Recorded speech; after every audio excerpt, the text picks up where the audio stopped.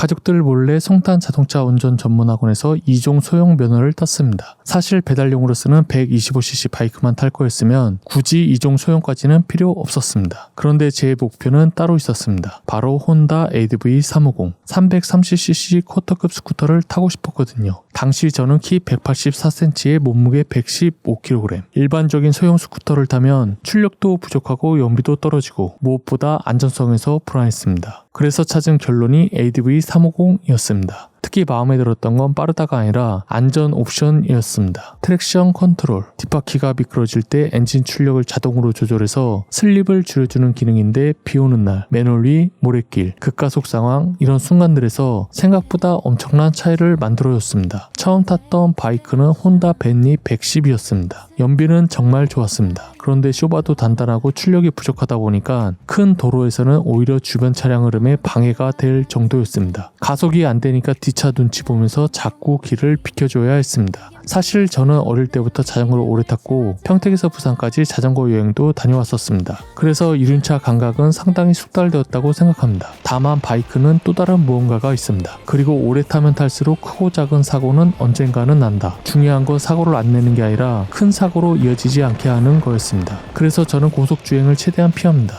대신 저속에서 미끄러짐을 예방하는 쪽에 더 집중합니다. 특히 위험했던 곳들, 비 오는 날 아파트 주차장, 낙엽 쌓인 도로, 모래길, 그리고 의외로 정말 위험한 곳이 신축 아파트 지하 주차장입니다. 비가 안 와도 바닥이 유난히 미끄러운 곳들이 있습니다. 브레이크 한번 잘못 잡으면 순간적으로 뒤가 털립니다. 또 비 온 다음 날은 도로 상태가 급격히 안 좋아지는 경우가 많았습니다. 아스팔트가 패여 있거나 울퉁불퉁한 구간들이 생기는데 저가형 스쿠터들은 충격을 그대로 받아버립니다. 그런 부분에서도 ADV350은 확실히 차이가 있었습니다. 가장 큰 장점은 단순한 출력이 아니라 앞뒤 2채널 ABS, 두툼한 온 오프로드 겸용 타이어, 그리고 트랙션 컨트롤의 조합. 폭설에서는 이 모든 게 소용없지만 그 외 상황에서는 여러 번 사고를 막아줬습니다. 지난 겨울만 해도 블랙 아이스에서 트랙션 컨트롤이 3번 정도 개입하는 걸 직접 보고 느꼈습니다. 모래길에서 미끄러질 때도 순간적으로 출력을 줄여주면서 자세를 잡아주더라고요. 심지어 타이어 공기압 이상도 감지합니다. 뒷바퀴 공기압이 빠졌을 때는 속력을 자동으로 제한해 줍니다. 만약 트랙션 컨트롤이 없는 바이크를 탔다면 지난 겨울에만 최소 3번은 도로에 미끄러졌을 것 같습니다. 물론 장비가 모든 걸 해결해 주진 않습니다. 결국 중요한 건 속도를 줄이고 방심하지 않는 거라고 생각합니다. 하지만 분명한 거 있습니다.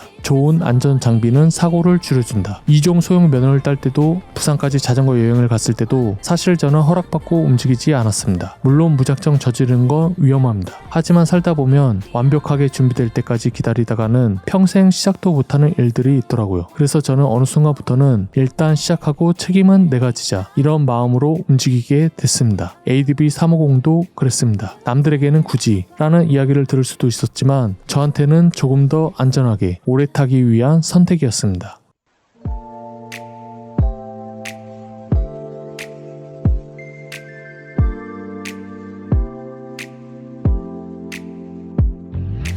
해 뜨기 전 평택 스테이션 스틸 플레임 사이로 난 걸어가 어제와 같은 템포 다른 공기 일개미의 숲 내 리듬을 찾아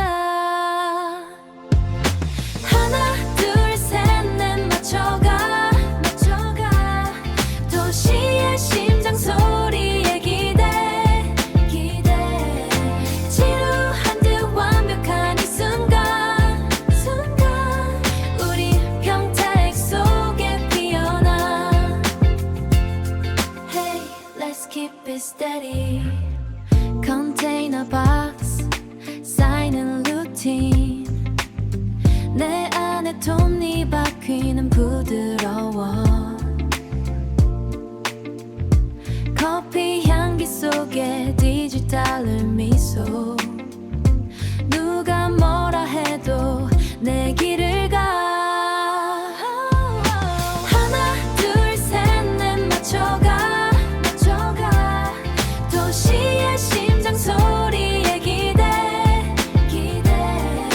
지루한 듯 완벽한 이 순간